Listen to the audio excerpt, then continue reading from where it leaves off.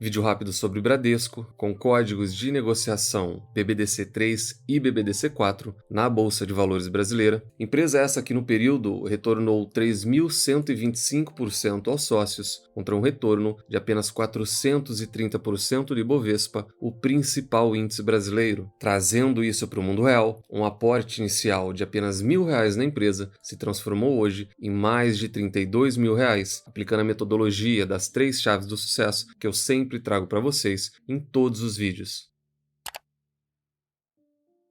O Bradesco acabou de divulgar o seu resultado, a gente tem um dia muito conturbado em todas as bolsas de valores, fiz inclusive um post logo cedo sobre isso. A gente tem grandes investidores liquidando posição, o maior investidor de todos os tempos, vendendo participações consideráveis das suas maiores empresas, e hoje a quantidade de dinheiro aplicado em renda fixa é recorde para ele. Logo pela manhã, às 8 horas, o cenário não era nada agradável, o VIX, que é o índice do medo, disparava mais de 40%, e por isso eu quero dedicar um espaço muito especial nesse vídeo, quero começar ele com um comentário pessoal que eu sempre dedico para nossa comunidade, para os nossos membros, mas eu me sinto na obrigação, e quanto mais pessoas conseguirem entender isso, melhor. 2 pontos principais: cuidado com quem você segue, cuidado com o seu caixa, cuidado com o seu dinheiro suado. A infinita maioria das pessoas de grandes canais, até todos esses canais com 150, 200 mil seguidores, canais com 1 milhão, 1,5 milhão investidos em carteira pública, todos eles sem exceção, sempre apresentam esse gráfico dizendo que o Bovespa está barato e que agora é a hora de se investir, que agora é hora de colocar todo o capital, porque lá na frente não vai adiantar chorar. Quando você olha na carteira desses investidores, eles têm 5, no máximo 10% no caixa de oportunidades, que é algo mandatório, principalmente quando a gente fala do Value Investing, dos grandes investidores. A primeira consideração é: cuidado com esse tipo de mentoria, porque independente do que os números mostram, tudo que parece barato pode ficar mais barato ainda. E agora a gente vive um momento que eu desafio vocês, podem entrar em qualquer vídeo de queda nas cotações. A maioria dos comentários vai ser assim: tomara que caia mais, estou esperando mais quedas, estou enchendo o carrinho. E isso é um ciclo vicioso, é algo que eu vejo há quase 20 anos e nunca vai mudar. Esse tipo de comentário, ele geralmente beira o desespero, porque isso envolve a falta de estratégia, a falta de planejamento. E eu não tô dando todo esse discurso e esse sermão para tentar vender nada, porque eu não tenho nenhum curso para te vender. Isso é um cuidado real e honesto com aquilo que vocês fazem com o dinheiro de vocês. Sabe o que vai acontecer com todas essas pessoas que ficam seguindo isso? Uma recessão vai chegar, o dinheiro dessas pessoas vão acabar e elas vão fazer cada vez mais preço médio em empresas ruins. Sabe o que vai acontecer com esses influenciadores que ensinam essas coisas de ter caixa praticamente zero? Eles mostram que eles não têm caixa, que o ideal é se investir tudo e a todo momento num ritmo frenético para engajar as pessoas. Só que no momento que o caixa deles acabar e chegar uma recessão, eles vão tirar do bolso 200, 300, meio milhão de reais e começar a comprar mais daqueles ativos e falar que aquela também é a hora de se comprar. A diferença é, eles têm dinheiro que vocês não têm. Aqui a gente está falando de pessoas reais, vidas comuns. Então 2 pontos aqui: passem a ter um carinho maior, um cuidado especial com o caixa de vocês, porque para o ser humano normal o caixa é finito, porque essas quedas podem não acabar tão cedo. Cuidado com o que é divulgado e com o que vocês assimilam por aí. A maioria dessas pessoas com carteira pública acima de R$ 1 milhão,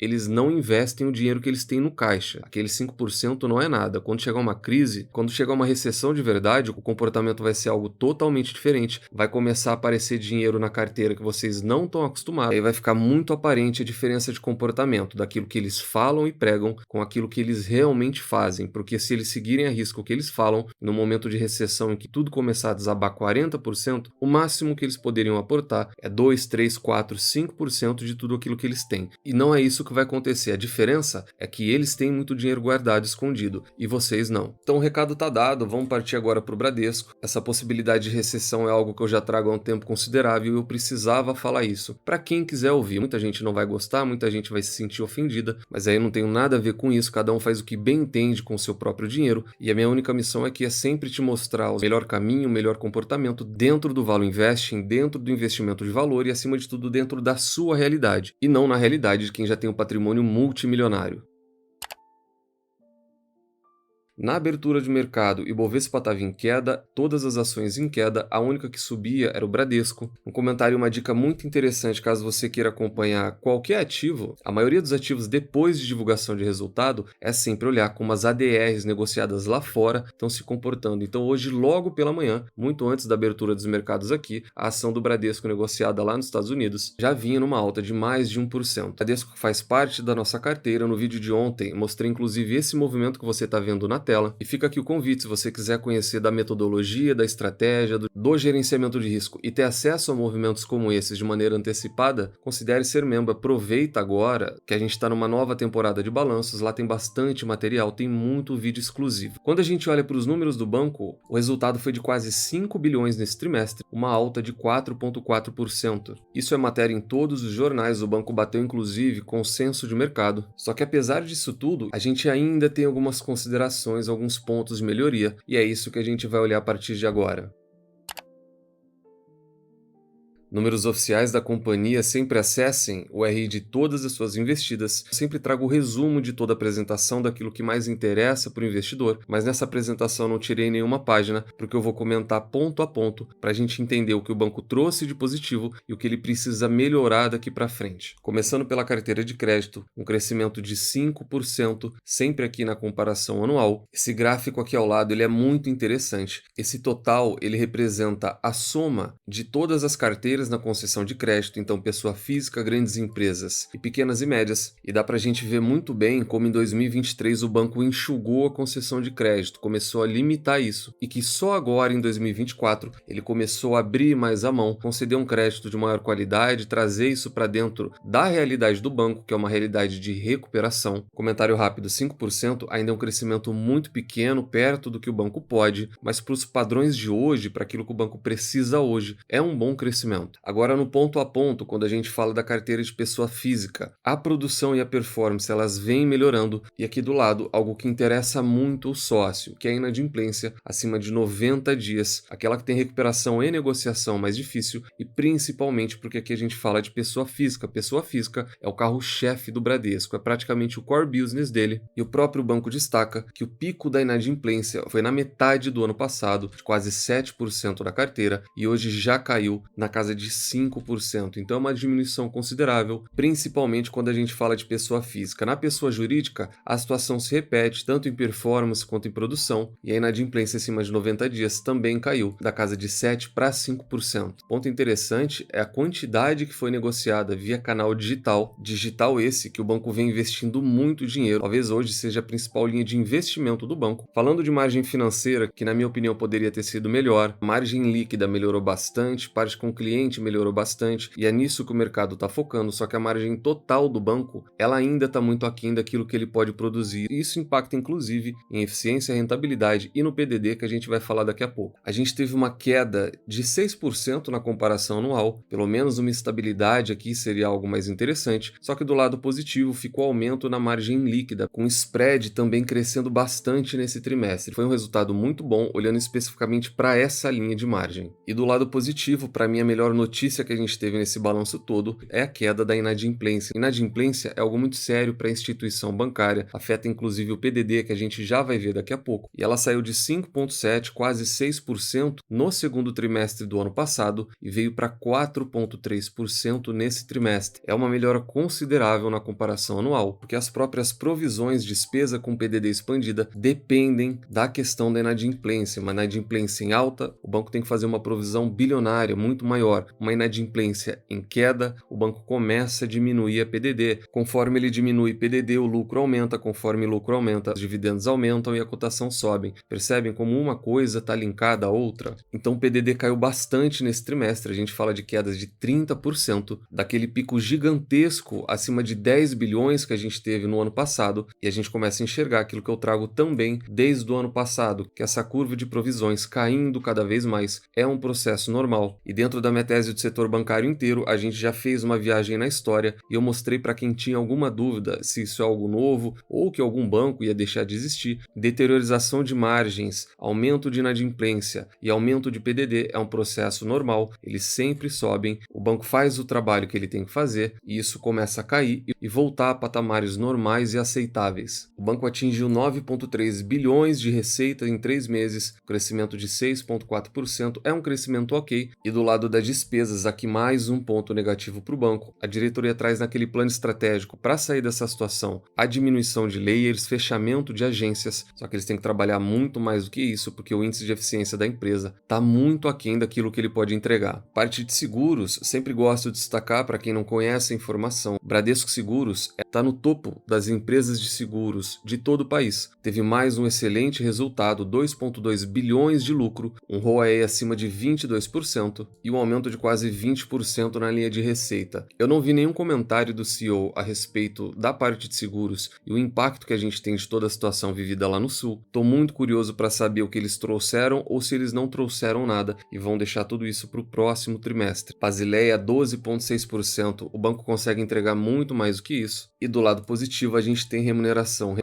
que eu sempre trago, que ela aparenta estar crescendo única e exclusivamente pela queda na cotação. A queda na cotação influencia bastante, só que o investidor atento, ele percebe que não só ele, o próprio Itaú, Banco do Brasil e Itaúsa estão distribuindo mais. Banrisul recentemente anunciou um aumento do payout e o Bradesco segue a mesma tendência. Desde 2020 para cá, o banco vem distribuindo cada vez mais. Então a gente não pode só se apegar nessa questão da queda da cotação, porque a gente tem queda na cotação e aumento de distribuição. Nos primeiros 6 meses desse ano, o banco distribuiu a metade do que ele distribuiu ano passado, e caso ele siga essa tendência, dificilmente a gente vai continuar tendo esse crescimento de hora em diante. No vídeo de ontem, falando das compras que a gente está fazendo na carteira do canal, eu mostro que o Bradesco está sim pagando um excelente provento, é o maior dividend yield de um passado recente do banco, só que também trago que dificilmente ele vai manter. Então não se torne sócio por conta desses dividendos, é uma mera ilusão e o investidor pode se frustrar muito daqui para frente. E quando a gente olha para o guidance da empresa, expansão da carteira de crédito tá aquém, tá fora do guidance, margem financeira, esse daqui é um ponto essencial para o banco,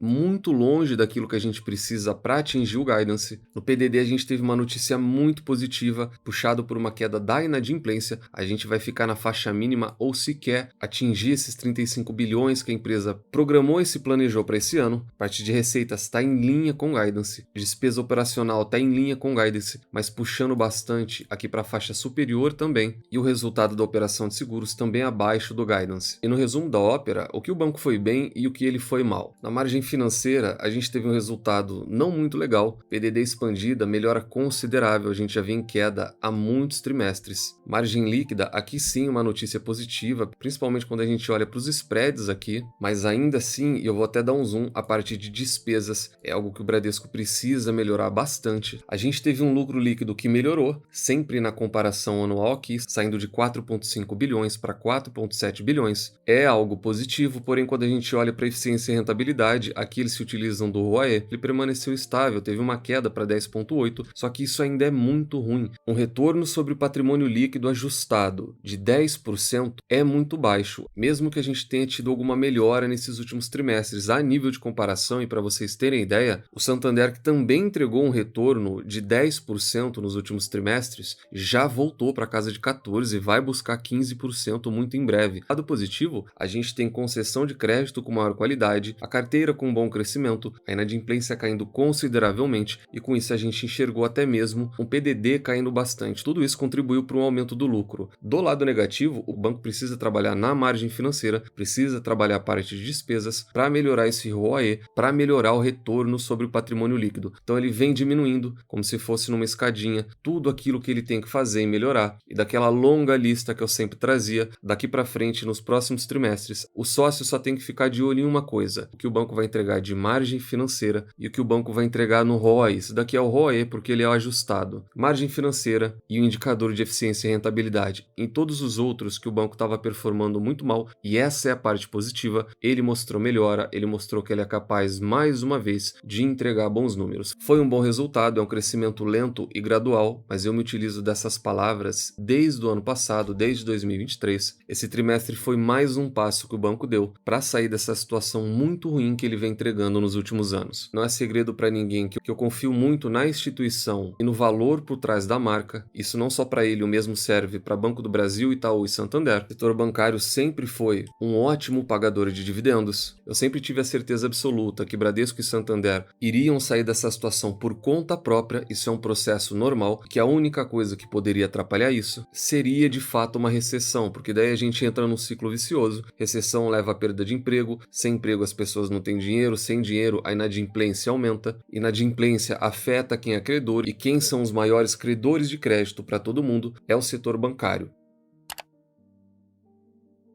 Deixa no comentário se gostou ou não, se são sócios ou não de Bradesco, e deixa no comentário também se foi um bom resultado ou se, na opinião de vocês, foi um resultado ruim. Caso você queira investir através do BTG, que é a corretora que eu utilizo, para ter acesso a diversos benefícios e o mesmo assessor que a gente utiliza na carteira do canal, preencha o formulário através do link aqui embaixo, pode fazer pelo celular, levar menos de 1 minuto, e muito em breve o pessoal já vai entrar em contato com vocês. Nunca se esqueçam das 3 chaves do sucesso: encontre excelentes empresas a preços atrativos, com uma excelente gestão, e nunca mais as vendam. Tranque as 7 chaves. O Valo Investing foi e ainda é a melhor maneira do investidor pequeno e individual multiplicar o seu capital na Bolsa de Valores. Nos vemos no próximo vídeo e até lá.